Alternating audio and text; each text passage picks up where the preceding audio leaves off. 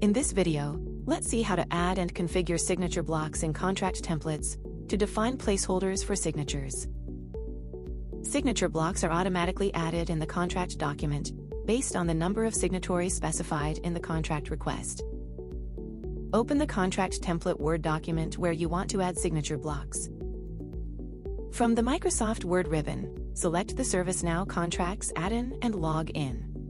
In the Templates tab, select the contract template for which you want to add signatory blocks. Locate the section of the document containing the signature block.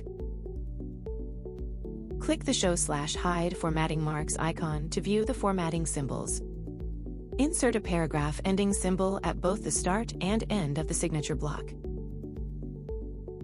In the contract document, select the signature block along with the starting and ending paragraph symbols.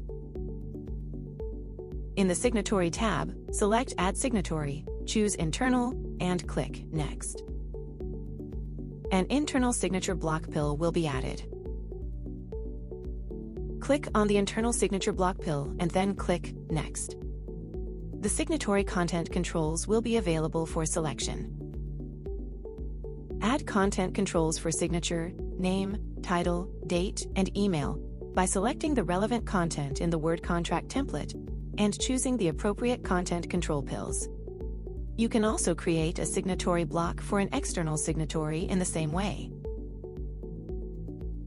View the signatory details by navigating to the Template Mappings related list of the contract template. In the Template Mapping section, click on Internal Signature Block. Download the signature block document and validate that the contents are proper. The signature block document should show the same structure as in the contract template, indicating that the format and parsing has been successful.